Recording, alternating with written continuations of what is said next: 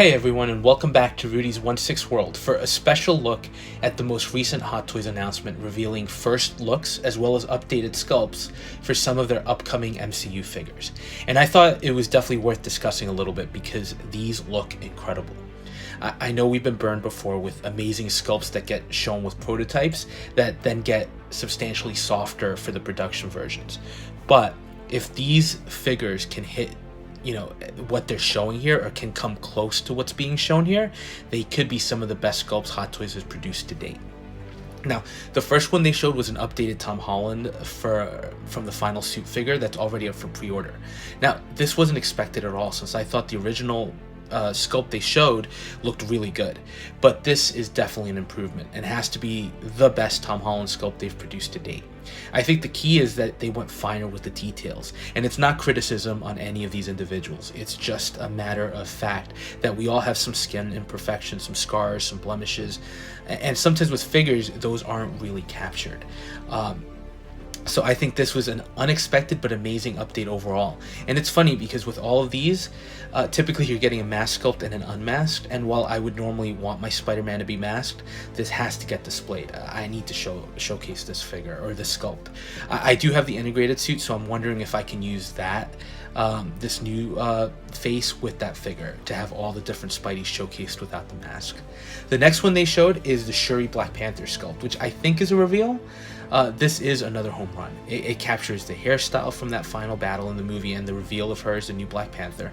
And again, the attention to the fine detail is what's really bringing the sculpt to life and improving them.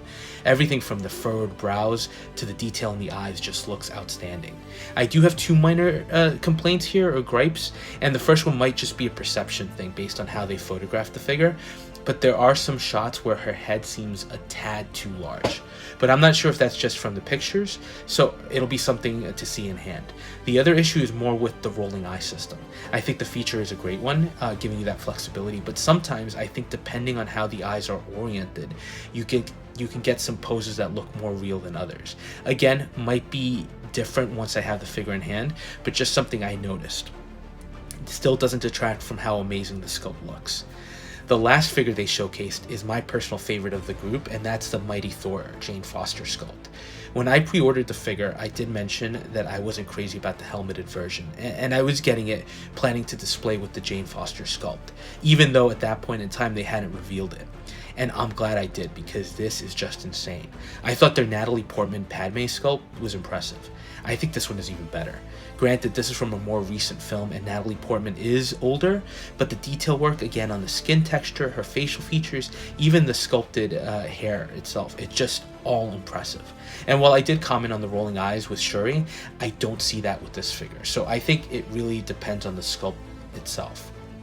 So overall, I'm really impressed with what Hot Toys is showcasing here.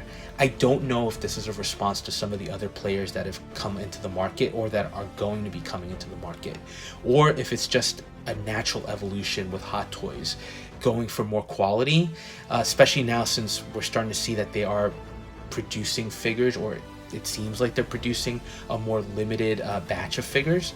So for them to focus on quality is definitely a big plus. Now, you can see that Jane Foster is on waitlist at Sideshow, so I think that's further evidence that you might be getting limited production runs. So whatever they're doing with these sculpts, I hope it's something they continue down the line. And I'm hoping we'll see a similar update for the Doc Ock figure, which they said they were updating, and also for the Scott Lang Ant-Man sculpt from Quantumania, which was another one that they clearly indicated was a work in progress. Plus, if they're updating sculpts that we've already seen, could we see an update for the Obi-Wan sculpt, which isn't perfect? I think there's a very real possibility there, and I think it'll continue to, set the standard with Hot Toys. So I'm impressed. I think all three updates are amazing, and since I do have all three figures on pre-order, I'm really excited to see these in hand. So that was just a quick news update, essentially. Let me know your thoughts on these, and thank you for watching, and we'll touch base on the next video.